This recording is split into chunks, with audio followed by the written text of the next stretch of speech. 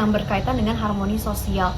Jadi sebenarnya retaknya harmoni sosial itu juga bisa terjadi karena adanya ego manusia. Betul kan? Betul. Ini kan namanya juga ego ya. Jadi dia melakukan kasus tersebut, pelakunya bertindak demikian demi kepuasan atau validasi dirinya sendiri sebagai maskulinitasnya dia. Betul. Dan memang rata-rata di masyarakat terjadinya adalah yang lebih tinggi itu menindas yang lebih rendah. Betul. Jadi ketimpangan itu pasti akan terjadi di dalam kehidupan masyarakat. Konflik juga pasti akan terjadi di kehidupan masyarakat. Tapi pertanyaannya adalah gimana sih caranya biar konflik dan ketimpangan ini itu tidak serta-merta menghancurkan menghancurkan keharmonisan di lingkungan sosial. Kalau menurut Teteh nih, itu tuh terjadi karena apa sih Teh? Kenapa sih penyebabnya ketika pelecehan seksual itu kok bisa terjadi? Oke, jadi sebelum jawab pertanyaan itu, saya bakal nanya dulu ya, sebenarnya di si kepala kamu nih ya, tentang harmoni sosial itu apa sih? Kok bisa kamu mengaitkan harmoni sosial sama kesetaraan gender? Halo teman-teman, selamat datang di podcast kami. Hari ini kita bakal bahas topik yang lagi hangat dan krusial banget tentang harmoni sosial kita.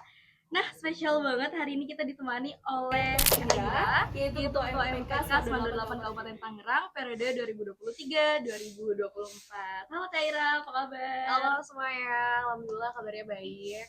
Alhamdulillah Teh, kalau gitu. Teteh boleh dong sapa teman-temannya dulu, mungkin perkenalan singkat, kesibukannya apa dan bagaimana? Oke, ini perkenalan singkat dulu ya. Boleh. Halo semuanya, nama saya Mezaluna Candikirana, bisa dipanggil Aira. Jadi sebelumnya di SMA bener banget pernah ngejabat jadi ketua MPK periode 2023-2024. Dan sekarang sih kesibukannya lagi kerja ya. Oke, katanya lagi kerja guys. Oke, jadi kita tanpa berbasa-basi dan tanpa lama-lama lagi, kita langsung aja di podcast ini kita mau sedikit bahas kasus yang lagi ramai sebenarnya.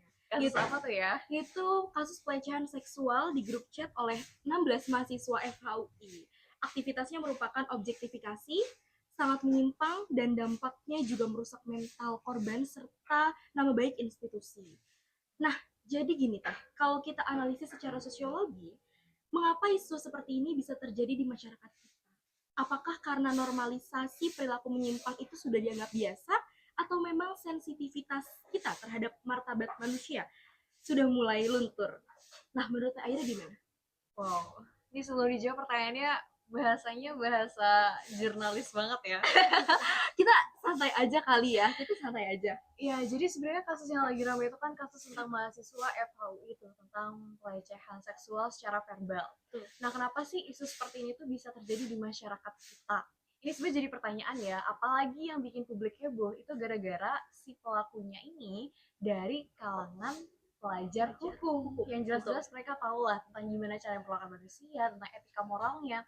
Jadi ironinya adalah intelektualitas itu tidak semata-mata secara instan melahirkan integritas. Itu yang jadi pertanyaannya. Nah, apakah karena normalisasi perilaku menyimpang ini itu sudah dianggap biasa? Mau nggak mau, ini harus dijawab iya ya. Karena sebenarnya kejadian pelecehan seksual verbal ini tuh banyak banget terjadi. Mungkin yang viral dan yang beredar di masyarakat itu yang ramainya tentang si kasusnya FHU ini. Kalau misalnya kita kan sama-sama perempuan ya, Betul. kamu pasti pernah lah merasakan yang namanya pelecehan seksual secara verbal. Betul, apalagi catcalling. Nah, bener banget, catcalling itu sering banget terjadi. Itu juga sebagai bentuk dari pelecehan seksual. Iya, sebenarnya kamu pernah baca komentar nggak sih? Komentar tentang kasus ini. Jadi ada yang komentar katanya nih ya, ada yang beranggapan atau berkomentar bahwasanya perilaku laki-laki memiliki imajinasi terhadap wanita itu sebenarnya normal. Kalau seandainya kasus ini nggak viral dan obrolan di grup ini itu tidak menyebar luas, sebenarnya itu dianggap sebagai hal yang normal. Sempat ada komentar seperti itu. Oh, jadi sempat ada statement seperti itu? Iya, betul. Sempat ada statement seperti itu. Tapi balik lagi ya, sebenarnya ini bikin kita mikir lagi nggak sih? Betul. Iya kan? Kayak sebenarnya tindakan itu bisa dibenarkan atau tidak sih? Iya, tindakan itu bisa dibenarkan atau tidak. Tapi karena ini ranahnya dia sudah diomongkannya itu, ibarat kayak jadiin bahan candaan bareng temennya, itu jelas bukan sesuatu yang bisa dibenarkan ya. karena tindakannya benar-benar bikin korban itu merasa tidak aman dan merasa dipermalukan, dan dia jelas otomatis kayak, pernah nggak sih kayak kamu tuh ngerasa was-was sekarang kalau naik di Iya. transportasi umum Selalu, dan lain selalu. sebagainya, apalagi yang dominasinya itu laki-laki. Laki-laki. Jadi, menurut Teh Aira, bagaimana cara menangani isu ini supaya harmoni sosial itu balik lagi? Apakah penanganannya harus selalu berfokus pada keadilan bagi korban supaya ruang aman itu benar-benar terjamin bagi semua orang tanpa pandang gender? Oke, sebenarnya sebelum kita bahas penanganan, kita tarik lagi ya poin yang tadi, poin yang masalah ini kan di dunia pendidikan lingkupnya. Nah, jadi seharusnya ini dulu nih yang harus kita patut pertanyakan. Sebenarnya ada nggak sih pendidikan karakter dalam dunia pendidikan itu sendiri? Oke. Karena kan balik lagi ya, istilahnya kan tindakan mereka itu, ini kalau kita bicara frontal ya, kalau saya bicara frontal, tindakan mereka itu sama sekali tidak mencerminkan orang yang berpendidikan. Itu dia, itu masalahnya. Jadi gimana mau saling memberikan rasa aman, gimana caranya biar kita bisa saling tahu cara memperlakukan manusia sama manusia itu gimana, kalau ternyata moto utama atau target utama dari kalangan di dunia pendidikan itu bukan lagi tentang gimana cara kamu bertindak, tentang moral etika, tapi cuman dilihat dari angka. Kayak contohnya nih ya, Betul. kita tarik lagi nih ya, banyak real case yang terjadinya. Kita turunin deh, kita lihat di luar dari kotak si kasus di FHUI ini. Kayak contohnya di dunia SMA mungkin, catcalling dan lain sebagainya itu banyak terjadi kan? Masih banyak Banyak sekali. banget. Nah, berarti kan pendidikan karakternya masih luntur kan? Memang di dalam dunia sekolah itu sekarang tentang pendidikan karakter itu bukan lagi menjadi poin utama, tapi sekolah itu lebih ke arah tempat mendistribusikan ilmu yang poin utamanya adalah mengejar validasi akademik. Makanya yang bikin heran juga nih ya, poin-poinnya itu kayak beberapa pelakunya itu adalah orang yang bisa dianggap itu memiliki kontribusi besar untuk kuliahnya. Kayak ada yang ketua organisasinya dan lain sebagainya. Nah, itu kan jadi pertanyaan kan, istilahnya kayak dia di depan itu bangun citra A, tapi ternyata di sisi lain dia tuh punya jati diri yang lain. Iya, yang tidak ditampilkan sebagaimana semestinya. Seharusnya kan dia membangun citranya baik. Nah, Tetapi ternyata dari pencitraan itulah ternyata dia bisa bertindak yang tidak baik di belakangnya. maka dari itu, jadi sebenarnya mau kita bicara penanganan kasus seperti ini mau gimana pun, kalau ternyata kenyataannya dari kasus psikopatas hukum yang 16 orang itu, akhir dari kasusnya ternyata nggak ada resolusi yang memuaskan kan. Tadi kan kita udah ngebahas ya Teh ya tentang kasus contoh kasus dari isu harmoni sosial untuk meretakkan harmoni sosial itu, yaitu pelecehan seksual di UI kan, Iya, universitasnya betul. UI. Nah, kalau menurut Teteh nih, itu tuh terjadi karena apa sih Teh? Apa sih penyebabnya ketika pelecehan seksual itu kok bisa terjadi? Oke, jadi sebelum jawab pertanyaan itu, saya bakal nanya dulu ya, sebenarnya di si kepala kamu nih ya, tentang harmoni sosial itu apa sih? Kok bisa kamu mengaitkan harmoni sosial sama kesetaraan gender? Oke, kalau misal dari aku, harmoni sosial yang ada di pikiran aku itu kondisi di mana semuanya setara, semuanya seimbang tanpa adanya perbedaan gender. Jadi kalau dilihat secara kasus, ini kan sudah tertera sekali ya Teh, udah kelihatan banget kalau misalnya tidak adanya ruang aman yang seharusnya didapatkan oleh semua gender, dan ini gender perempuan tidak mendapatkan ruang aman di situ. Jadi kan itu memiliki ketimpangan. Di kasus itu adanya ketimpangan antara perempuan dan juga laki-laki. Ketika terjadinya ketimpangan, ketidaksetaraan gender, nanti kan bisa muncul hak dan kewajiban yang harus didapatkan oleh setiap orang tanpa memandang gender. Dan menurut aku itu tidak termasuk harmoni sosial karena tidak adanya keseimbangan gitu loh. Betul, sebenarnya jadi gini ya, ketidaksetaraan gender atau mungkin ketimpangan, terus kayak dehumanisasi itu kan terjadi karena dari gimana ya, kita kan lagi konteksnya sosiologi nih. Sebenarnya sosiologi itu bukan sesuatu atau serta-merta yang bisa dicetak apa ya, semisal formatnya sekian dari 10 orang semuanya akan punya poin-poin perilaku yang memang diinginkan dan seharusnya memiliki perilaku seperti itu. Kalau kita bahas sosiologi, itu konteksnya lebih ke arah individu. Nah, sedangkan individu itu istilah kata dia tuh masih memiliki kebebasannya sendiri. Nah, jadi balik lagi nih. Kita kan lagi ngebahas masalah kasusnya FHUI nih, kasus pelecehan seksual verbal. Jadi memang betul kasus tersebut terjadi sebagai contoh nyata dari retaknya harmoni sosial. Berarti kan kalau tidak adanya harmoni sosial kan kayak kita berkurangnya ruang aman dan lain sebagainya. Masalahnya di fitrahnya manusia itu sendiri, khususnya laki-laki, itu punya yang namanya secara nalurinya mereka itu ada yang namanya dominasi. Jadi kamu pernah dengar nggak sih yang namanya, ini kan agak sensitif ya buat perempuan. Pertama, dari dulu tuh kita selalu dijadikan objek bagi laki-laki. Betul. Jadi dengan adanya kasus tersebut aja sudah menjadi contoh nyata bahwasanya wanita itu memang sering banget dijadikan objek seksual oleh laki-laki.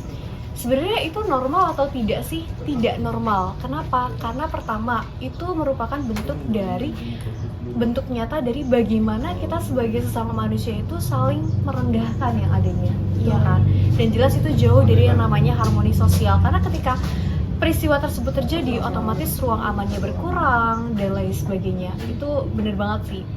Nah, terus kan yang jadi akar masalahnya kan kenapa isu tersebut itu dapat terjadi di dalam masyarakat. Jelas poin yang pertama karena menurunnya moral etika, yang kedua juga karena gantian aku yang ngeblank nih. Gak apa-apa, jangan dikat. Okay. Ya, maksudnya dibiarin tapi aja kita terus. Gak apa-apa kan ngalir aja walaupun ada yang harusnya ngeblank, ngalir terus. Oke. Nah, cuma masalahnya nggak kuat kalau iPhone nih. Iya lagi. Nah, mengapa isu tersebut itu dapat terjadi di dalam masyarakat? Isu tersebut itu dapat terjadi di dalam masyarakat karena kurangnya pendidikan karakter atau integritas dalam setiap individu. Apalagi hal itu terjadi di dunia pendidikan. Tadi udah bilang ya kasusnya itu benar-benar merusak harmonisasi yang seharusnya ada di lingkungan masyarakat maupun di lingkup pendidikan. Nah, kira-kira bagaimana sih menangani isu tersebut ketika harmoni sosial itu sudah hancur? Lalu bagaimana cara menanganinya agar itu tuh bisa memiliki solusi terutama kepada si korban. Itulah alasannya kenapa dalam masyarakat itu diperlukan porsi hukum.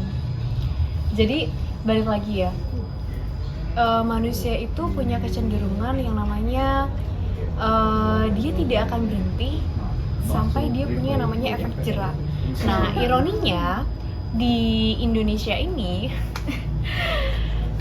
kasus pelecehan seksual itu dianggap hal yang remeh dan tidak pernah mendapat atensi. Makanya harus diviralin dulu kan supaya dapat atensinya. Contohnya kayak kasus kemarin. Kalau seandainya nggak viral pun mungkin nggak akan ada penanganan atau resolusi yang benar-benar win-win solution. Bahkan ternyata mirisnya setelah dapat atensi pun para korban itu juga belum mendapatkan keadilan. Contohnya kayak yang masih jadi ironi itu gini loh, kenapa ya tindakan yang jelas-jelas salah tapi di masyarakat kita itu tuh masih orang yang punya otoritas untuk memberikan keadilan itu masih ragu untuk memberikan keadilan. Sebenarnya itu ada kaitannya ini, tapi agak sangat-sangat miris ya. Mirisnya adalah kita bahas contoh kasus dari retaknya harmoni sosial akibat kasus pelecehan seksual di FHUI. Para pelakunya adalah mahasiswa di Universitas Indonesia. Sebenarnya saya sendiri paham ya, kita kan kalau melihat masalah itu kan dianjurkan untuk melihat dari POV yang banyak kan. Baik itu dari sudut pandangnya korban, pelaku, kok bisa sih dia punya kayak begini? Kok bisa, maksudnya pola pikirnya tuh kayak gimana sih? Terus kayak dia tuh sebenarnya tujuannya apa sih ngelakuin ini? Terus kita juga harus lihat POV dari institusinya ini sendiri. Karena kenyataannya di Indonesia orang yang memiliki otoritas itu lebih mengedepankan yang namanya citra publik. Bahkan ini saya bilang ya, boleh. Kenapa sebenarnya dari pihak UI-nya itu sendiri menunda untuk memberikan atensi atau tindak lanjut, bahkan di situ pun yang ngelakuin memberikan bentuk keadilan yang pertama kali pun dari sesama mahasiswanya kan. Betul. Iya kan? Bukan dari si instansi tersebut Nah. atau dari si pelakunya Iya. terutama. Nah, mirisnya adalah atau mungkin bahkan di SMA sendiri kita tuh sering banget nutupin kasus seperti ini. Iya kan? Jadi kan otomatis kan itu bikin gimana caranya korban bisa ngerasa aman kalau seandainya orang yang punya otoritas penuh itu malah mengambil keputusan buat menutupi kasus tersebut. Makanya sering banget yang namanya dianjurkannya itu menempuh jalur damai. Iya kan? Oke, iya itu sering banget terjadi sih Teh. Kok malah yang ada jalur damai bukannya jalur hukum Nah, yang itu dia. memberikan efek jera agar kejadian serupa tidak terulang lagi. Seakan-akan hukum yang sudah tertulis pun malah dilanggar. Apakah itu memang menjadi ironinya bahwa hukum diciptakan untuk dilanggar? Sebenarnya gini nih ya, dengan tindakan si FHU ini, mereka kan konteksnya udah jauh banget, udah tinggi banget nih, udah universitas. Gak mungkin kan orang, semisal nih ya, orang melakukan, kau pernah gak sih dengar yang namanya kalau orang udah sekali bohong itu gak akan pernah berhenti bohong? Betul. Nah itu kan ada yang namanya kecenderungan manusia kan, gimana habit mereka itu berkembang. Habit itu ada karena adanya budaya, karena mereka sering bohong ya nantinya kedepannya mereka akan jadi seorang penipu. Betul. Nah, sama halnya dengan si kasus ini, mungkin bisa jadi ternyata mereka tuh sudah melakukan tindakan tersebut dari SMA. Di SMA mereka sudah pernah dan ketahuan akhirnya ditempuhnya jalur damai. Nah, itu kan otomatis kan kurang Memberikan tegas efek kan. jera Nah, ya. padahal fakta yang lucunya ya, sebenarnya di Indonesia tuh punya yang namanya hukum peradilan anak. Jadi seandainya kasus ini, misal nih di ranah SMA ada anak yang berperilaku seperti tersebut, yang punya penyimpangan, yang jelas-jelas moralitasnya patut dipertanyakan, itu seharusnya orang yang memiliki otoritas, terutama orang dewasa yang ada dalam lingkungan tersebut, berperilaku dan mengambil tindakan layaknya seorang dewasa, layaknya sebagai orang dewasa. Contohnya ya diangkat aja kasusnya, dilaporkan anaknya. Kenapa kok malah didiamkan saja Nah. atau bahkan diabaikan? Tidak ada yang namanya intensitas untuk menyoroti kasus tersebut. Apakah tidak takut kasus serupa akan terulang kembali? Nah, kasus serupa akan terulang kembali. Masalahnya juga ada ironi lainnya nih yang berkaitan dengan harmoni sosial. Jadi sebenarnya retaknya harmoni sosial itu juga bisa terjadi karena adanya ego manusia. Betul kan? Betul. Ini kan namanya juga ego ya. Jadi dia melakukan kasus tersebut, pelakunya bertindak demikian demi kepuasan atau validasi dirinya sendiri sebagai maskulinitasnya dia. Betul. Seringkali terjadi. Nah, terus yang lebih ironinya lagi, mungkin faktor dibalik kenapa dia punya keberanian tersebut karena kamu udah tahu kan latar belakang pelakunya seperti apa. Iya. Dan memang rata-rata di masyarakat terjadinya adalah yang lebih tinggi itu menindas yang lebih rendah. Betul. Jadi ketimpangan itu pasti akan terjadi di dalam kehidupan masyarakat. Konflik juga pasti akan terjadi di kehidupan masyarakat. Tapi pertanyaannya adalah gimana sih caranya biar konflik dan ketimpangan ini itu tidak serta-merta menghancurkan menghancurkan keharmonisan di lingkungan sosial. Oke. Jadi sebenarnya jelas ya Teh. Tadi Teteh sudah menyampaikan bagaimana cara untuk menangani isu tersebut agar masyarakat mewujudkan kembali yang namanya harmoni sosial. Itu yang pertama, kita harus menyoroti dulu Iya, intensitas kita terhadap kasus tersebut. betul. Yang kedua, kita harus memberikan yang namanya peradilan seadil-adilnya, tidak hanya menempuh jalur damai, Iya, tapi kita harus betul. menggunakan aturan dan undang-undang yang memang sudah tertera di situ, Iya. seperti undang-undang perlindungan Iya, anak tersebut. Oke, yang ketiga berarti kita harus dimulai dari diri sendiri, yaitu Iya. tadi moral, perilaku yang tidak serta-merta memang memiliki individu kan memang berbeda, Betul. cuman tidak bisa serta-merta melaksanakan perilaku kita yang tidak sesuai demi kepuasan pribadi sampai-sampai menghancurkan harmoni sosial yang seharusnya terjadi. Betul. Sebenarnya kalau kita mau bahas masalah edukasi, kan ini ada poinnya tentang edukasi Betul, masyarakat ya. iya ada edukasi. Kalau tentang moral, gimana ya? Moralitas seseorang itu nggak melulu dibentuk dalam ruang pendidikan. Justru moral seorang individu itu paling banyak lahir dan ditanamkan itu di lingkup keluarga. Makanya yang patut dipertanyakan atau yang gimana ya, kalau misal konteks tindakan yang terjadi di SMA atau di SMP, belum di ranahnya universitas, memang yang ditarik untuk diajak diskusi itu bukan hanya pelaku dan korban, tapi juga orang tua dari pihak pelakunya. Betul, orang terdekat. Karena kan orang terdekat itu menentukan bagaimana kamu berpikir, bagaimana kamu melihat dunia, dan bagaimana kamu memperlakukan manusia. Iya kan? Betul. Oke, teman-teman semua, jadi jelas banget hasil diskusi dari kami, dan diharapkan ya teman-teman yang lagi dengerin podcast ini bisa kebuka pikirannya dan mulai peka bahwasannya kita harus menciptakan ruang aman bagi sesama.